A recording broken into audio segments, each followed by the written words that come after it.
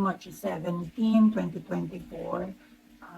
Nakatulog ako, nakaidip ako ng mga 2 hours, 11 p.m. na, nagising ako ng bigla.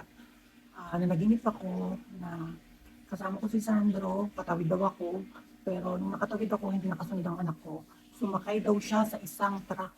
Tapos parang masaya siya kasi para siyang nakakapit, tapos umaandar yung truck. And then merong isang nakamotor na sasagipin siya, pero pagsagip sa kanya, pagkakuha sa kanya, merong pang isang malaking truck. Yung malaking truck, maraming angkas, mga 3, 4.